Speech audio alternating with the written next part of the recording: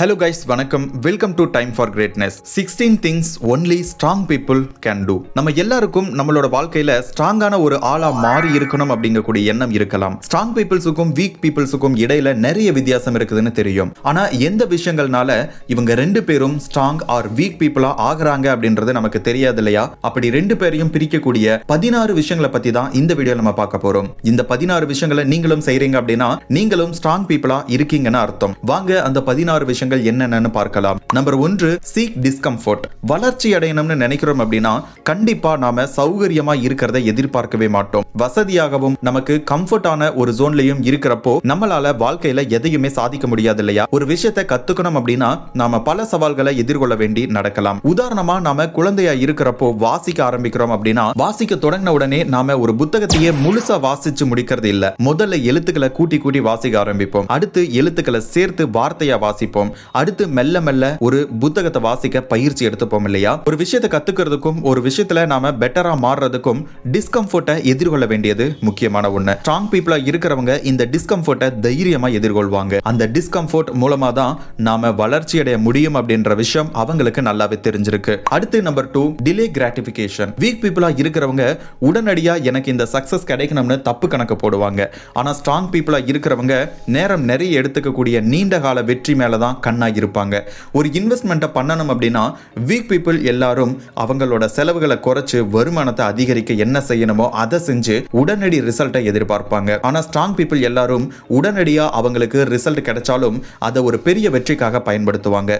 இப்படி உடனடியா வெற்றி கிடைச்சதை பெருசா யோசிக்காம இன்னும் பெரிய விஷயங்களை அடையிறதுக்கான வாய்ப்புகளை தேடுவாங்க. அடுத்து number 3, they set realistic goals. Strong பீப்புளா இருக்கணும் அப்படின்னா நாம ஒரு பெரிய ஸ்கை ஹை கோல்ஸுக்காக வேலை செய்யணும்னு நீங்க நினைக்கலாம். ஆனா ஸ்ட்ராங் பீப்புள் எல்லாருமே தன்னோட கோல் ஒவ்வொன்றும் சவாலானதா இருக்கிறதாகவும் அது நிஜமானதா இருக்கிறதையும் தான் விரும்புறாங்க. தன்னால அடையக்கூடிய ரியலிஸ்டிக்கான கோல்ஸை மட்டும் தான் செட் பண்ணுவாங்க. இன்னொரு பக்கம் வீக் பீப்புள் எல்லாரும் அடைய முடியாத அன்ரியலிஸ்டிக் ட்ரீம்ஸ் அண்ட் கோல்ஸை செட் பண்ணுவாங்க. உதாரணமா 6 மாசத்துல நான் ஒரு ஃபேமஸான சிங்கரா மாறி காமிக்கிறேன்ட்டு கோல் செட் பண்ணுவாங்க. இதெல்லாம் கொஞ்ச காலத்துக்கு நல்ல உணர்வுகளை கொடுக்கறனால அந்த மாதிரியான கோல்ஸை ஏற்படுத்திப்பாங்க. ஆனா யாராலையுமே இப்படி 6 மாசத்துல ஒரு ஃபேமஸான சிங்கரா மாறிட முடியாது இல்லையா? அதனால இது அவங்க ஏற்படுத்திக்கக்கூடிய அன்ரியலிஸ்டிக் கோலா இருக்கு. இப்படி அன்ரியலிஸ்டிக் ட்ரீம்ஸை ஏற்படுத்திக்கிட்டு அதை அடைய முடியாம போறப்போ அன்அக்காம்ப்ளிஷ்டான ஒரு ஆளா தன்னை உருவாக்கிக்கிறாங்க. ஆனா இது ஸ்ட்ராங் பீப்புள்ஸா இருக்கிறவங்க 6 மாசத்துல நான் ஒரு சாங்கை ப்ரொடியூஸ் பண்ணுவேன்ற ரியலிஸ்டிக்கான கோல்ஸை செட் பண்றாங்க.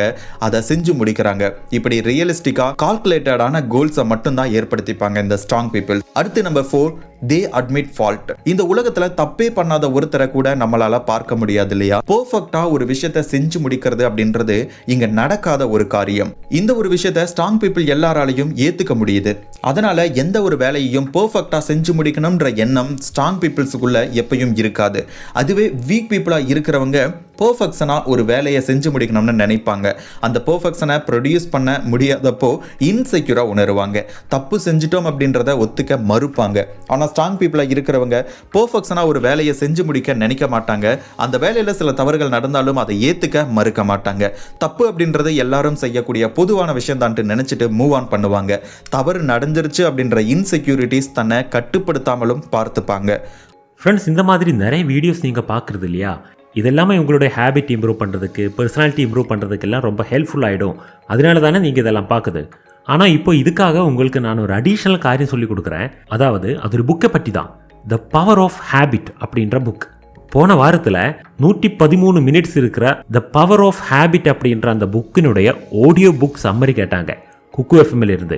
இது என்னுடைய ஹேபிட்டை ஒப்சர்வ் பண்றதுக்கும் எனக்கு அது இம்ப்ரூவ் பண்றதுக்கும் ரொம்ப ஹெல்ப்ஃபுல்லான ஒரு புக் சம்மரியா மாறிடுச்சு. அதனாலதான் உங்கள்கிட்ட சொல்றேன், குக்கு எஃப்எம்ல இந்த மாதிரி நிறைய புக் சம்மரிஸ் அண்ட் ஒரிஜினல்ஸ் இருக்கு. இதெல்லாமே உங்களுக்கு ஆக்சஸ் பண்றதுக்கு ரொம்ப சிம்பிளான ஒரு ஸ்டெப் உங்களுக்கு சொல்லி கொடுக்குறேன்.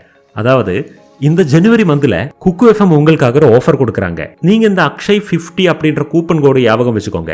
இந்த கூப்பன் கோடு யூஸ் பண்ணி நீங்க குக்கு எஃப்எம் 1 மந்த் சப்ஸ்கிரிப்ஷன் எடுக்கிறேன்னா உங்களுக்கு 50% மந்த்லி சப்ஸ்கிரிப்ஷன் டிஸ்கவுண்ட் குக்கு எஃப்எம் கொடுத்துரும். 49 ரூபீஸ்க்கு உங்களுக்கு 1 மந்த்துக்கு குக்கு எஃப்எம் குள்ள இருக்கிற எல்லா கண்டென்ட்டும் அன்லிமிட்டடா ஆக்சஸ் பண்றதுக்கு ஆப்பர்ச்சுனிட்டி கிடைச்சிடும். அதுக்காக நீங்க இப்ப என்ன பண்ணணும்னா குக்கு எஃப்எம் டீடைல்ஸ் லிங்க் எல்லாம் பின் கமெண்ட்லயும் டிஸ்கிரிப்ஷன் பாக்ஸ்லயும் கொடுத்திருக்க. அதை கிளிக் பண்ணி பாருங்க. அதுக்கப்புறம் குக்கு எஃப்எம் மெம்பர்ஷிப் எடுங்க. வீடியோக்கு திருப்பி வாங்க. அடுத்து number 5, they refuse to indulge in self pity. நம்ம மேல நாமளே ஏதோ காரணங்களுக்காக பரிதாபப்பட்டுக்கிறத தான் செல்ஃப் பிட்டி அப்படின்னு சொல்லுவாங்க. இப்படி பரிதாபப்படுறதுனால நம்மளோட நேரம் தான் வீணாகுமே தவிர அதனால நமக்கு எந்த பலனும் கிடைக்க போறது இல்லை. இப்படி செல்ஃப் பிட்டினால நேரத்தை வீணாக்கிறத பெரும்பாலும் ஸ்ட்ராங் பீப்புள் விரும்புறதே கிடையாது. இந்த ஒரு விஷயம் தெரிஞ்சனால அவங்க எல்லாரும் ஸ்ட்ராங் பீப்புளா இருக்காங்க. அடுத்து number 6, over come their inner critic. நமக்கு என்னைக்காவது ஒரு நாள் நம்மளை பத்தின ஒரு சில கெட்ட எண்ணங்கள் வரலாம். என்னால இதை செய்ய முடியாது, இந்த வேலையை செய்யறதுக்கான தகுதி எனக்கு கிடையாது, இப்படின்ட்டு பல நெகட்டிவ் தாட்ஸ் நமக்குள்ள உதிக்கலாம். இப்படி யோசிக்கிறதோட மிகப்பெரிய பிரச்சனை என்னன்னு தெரியுமா? அந்த எண்ணங்களாலேயே நீங்க கடைசி செல்ஃப் ஃபுல்ஃபில்லா மாறிடுறீங்க.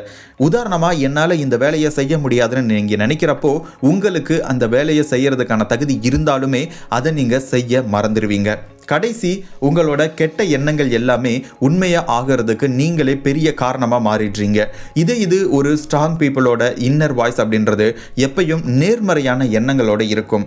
இதை செய்ய முடியுமா, அதை செய்ய முடியுமா அப்படின்ற சந்தேகம் அவங்களுக்குள்ள ஏற்படவே செய்யாது.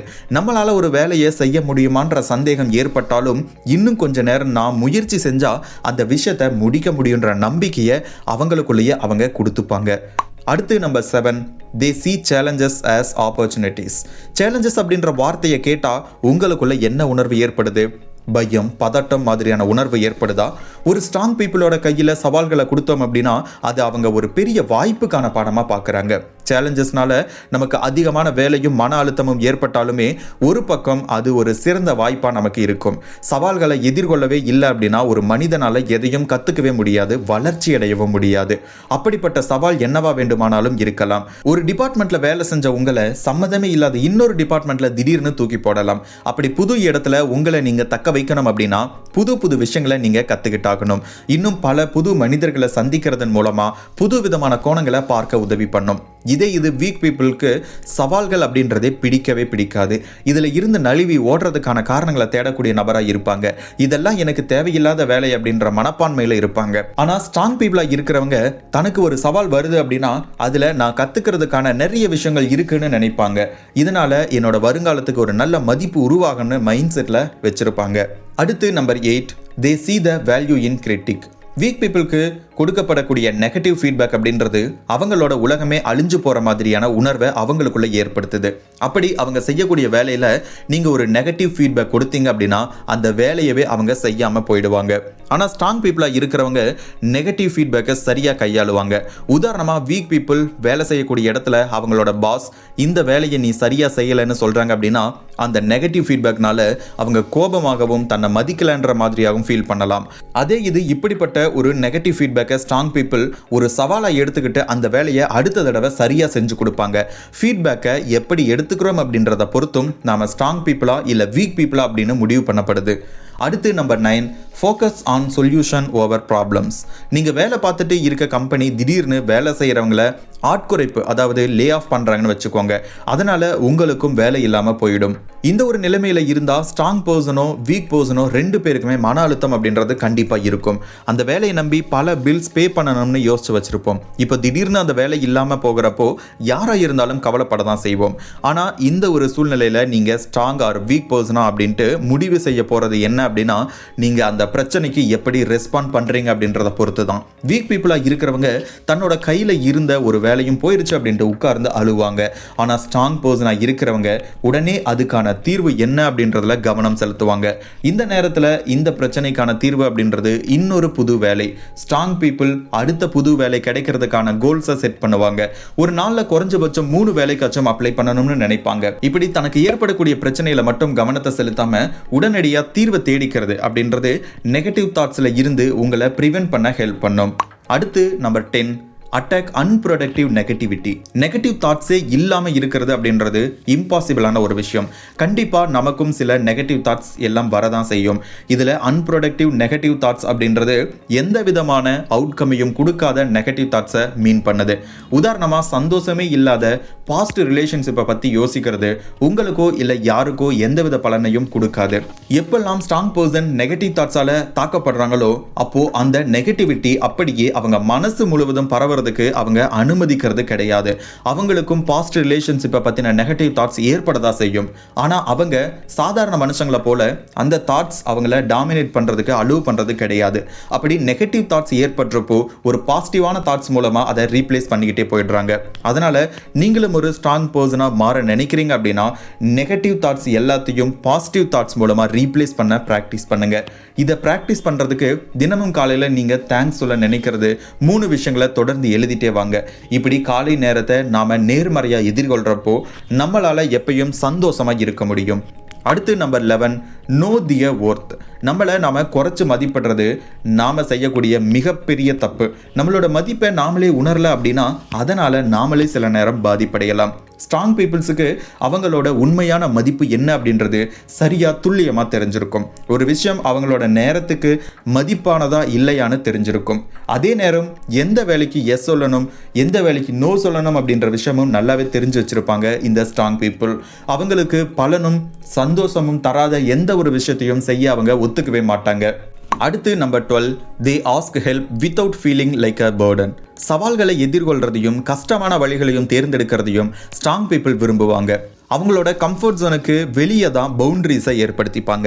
அதே நேரம் அவங்களுக்கு தேவை அப்படின்னா உதவி கேட்கறதுக்கு தயங்கவும் பயப்படவும் மாட்டாங்க. இது வீக் பீப்புள்ஸை எடுத்துக்கிட்டீங்க அப்படின்னா நம்ம உதவி கேட்டால் நாம பாதிப்படைஞ்சிருக்கோம் அப்படின்ட்டு மற்றவங்க நினைப்பாங்க.